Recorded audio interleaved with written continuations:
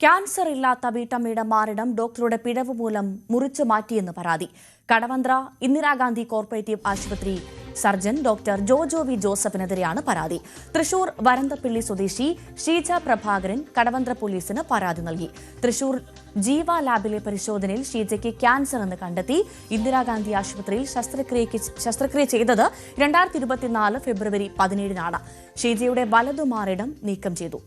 ലേക്ക് shore ആശുപത്രിയിലെ പരിശോധനാ ഫലം ഫെബ്രുവരി 13-ന് ഇന്ദിരാഗാന്ധി ആശുപത്രിയിൽ ലഭിച്ചു. അതിൽ ക്യാൻസർ ഇല്ലെന്നാണ് സ്ഥിരീകരിച്ചത്. മുഖ്യമന്ത്രിക്കടക്കം വീട്ടമ്മ ഇതുമായി ബന്ധപ്പെട്ട് പരാതി നൽകിയിട്ടുണ്ട്.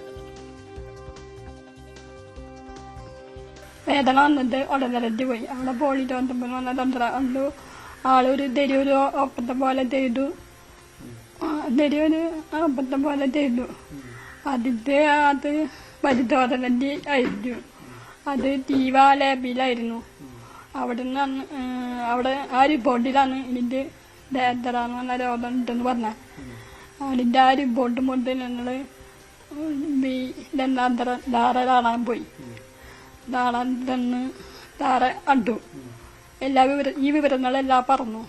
അപ്പൊ ആള് പറഞ്ഞു ആള് ഒരു മരുന്നും എനിക്ക് എഴുതി തന്നില്ല. ആള് പറഞ്ഞു ആ തേട് വാങ്ങി കൊണ്ടുവന്ന് രണ്ടാമത് നോക്കിട്ട് നമ്മുടെ ഓട്ടം എടുത്താൻ വന്നു.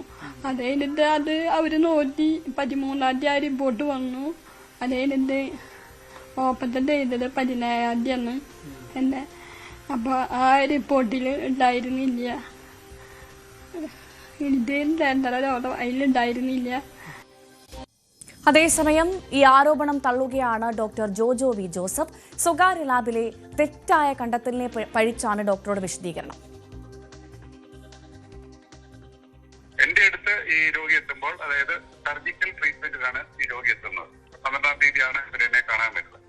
അപ്പം എന്നെ ഒരു സർജൻ എന്ന നിലയിൽ എന്റെ അടുത്ത് വരുമ്പോൾ എനിക്ക് അറിയേണ്ടത് ഈ പർട്ടിക്കുലർ പേഷ്യന്റിന് സർജറി ചെയ്യണോ വേണ്ടയോ എന്നറിയണമെങ്കിൽ 2 കാര്യങ്ങളാണ് എനിക്ക് അറിയേണ്ടത്. ഒന്ന്, ഈ പേഷ്യന്റിന് ക്യാൻസർ ഉണ്ടോ, അതിന്റെ റിപ്പോർട്ട് ഉണ്ട്. അത് അവരെനിക്ക് തന്നു. അതാണ് ജീവ ലബോറട്ടറീസിന്റെ, ഞാൻ അതിന്റെ കോപ്പി എന്റെ ഞാൻ അയച്ചു തരാൻ ഈ ഫോണിൽ പറഞ്ഞത്.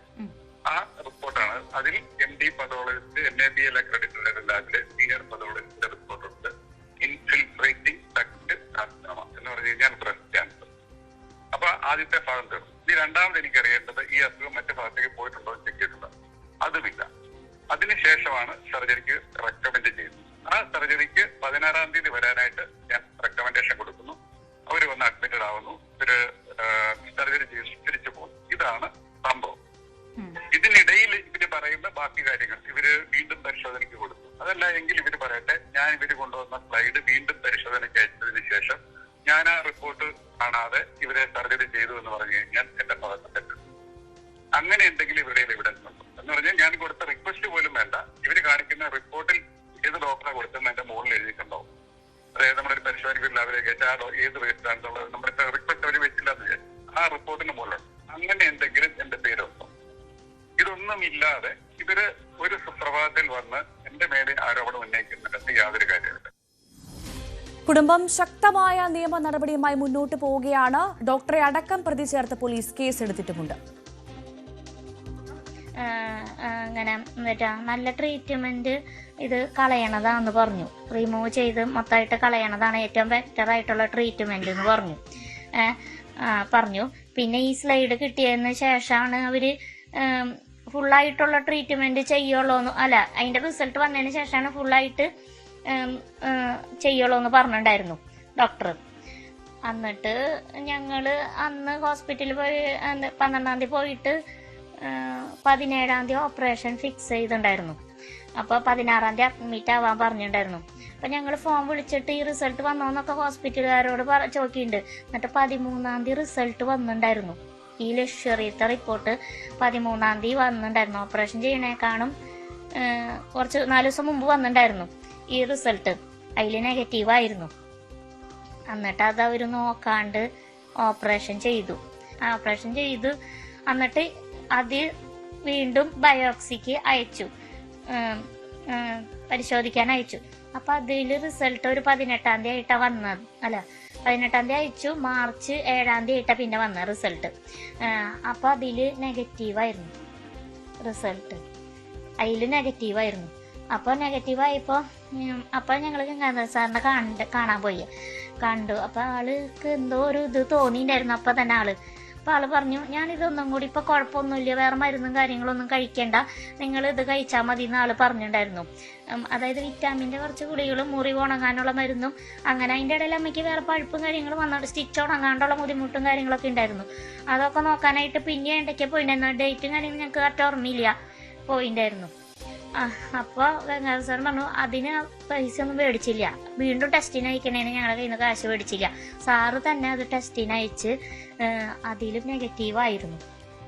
ആകെ വിഷമമുള്ള കാര്യം എന്താണെന്ന് വെച്ച് കഴിഞ്ഞാൽ നമ്മളിതുപോലെ നടന്നിട്ട് ഈ ജീവ ലാബിനെതിരെയോ ഈ ഹോസ്പിറ്റലിനെതിരെയോ ഒരു ആക്ഷനും പോലീസുകാർ എടുത്തതായിട്ട് എൻ്റെ അറിവിലില്ല. ഇപ്പോൾ ലാസ്റ്റ് വീക്ക് അവർ പറഞ്ഞു ഇപ്പോൾ കുഴപ്പമൊന്നുമില്ല, അവർ തെറ്റൊന്നും ചെയ്തിട്ടില്ല എന്ന് പറഞ്ഞിരിക്കണം. അതായത് നമ്മൾ കൊടുത്ത റിസൾട്ടുകളിൽ മുഴുവൻ 100% കാണുന്നവർക്ക് ഏത് സാമാന്യ ബുദ്ധിക്ക് നിരക്കുന്ന എല്ലാവർക്കും മനസ്സിലാവും ഹോസ്പിറ്റലിന് തെറ്റ് പറ്റിയിട്ടുണ്ടെന്ന്. പ്രേക്ഷകർ ഇപ്പോൾ കേട്ടത് ഈ ഷീജയുടെ മകന്റെയും മകളുടെയും കുടുംബത്തിന്റെ വാക്കുകളാണ്. നവമി ദിനേശ് വാർത്തയുടെ വിശദാംശങ്ങളുമായി ചേരും. നവമി, സംഭവിച്ചത് ഗുരുതര പിഴവാണ്, ഇപ്പോൾ നടക്കുന്നത് ഗുരുതര ആരോപണമാണ്. യഥാർത്ഥത്തിൽ ആർക്കാണ് ഇവിടെ പിഴച്ചത്? എന്താണ് സംഭവം?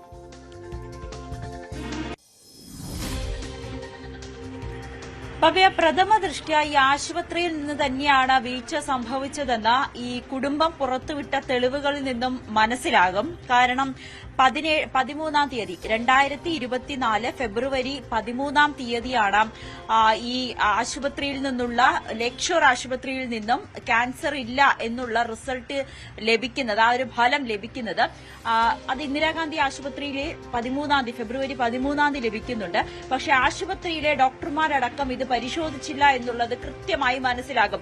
അതുകൊണ്ട് തന്നെയാണ് ഫെബ്രുവരി 17-ാം തീയതി ഈ വീട്ടമ്മയ്ക്ക് സർജറി ചെയ്യുന്നത്. തന്റെ വലത് മാരടം നഷ്ടപ്പെട്ട വീട്ടമ്മ മാനസികമായും ശാരീരികമായും വലിയ ബുദ്ധിമുട്ടാണ് അനുഭവിക്കുന്നത്.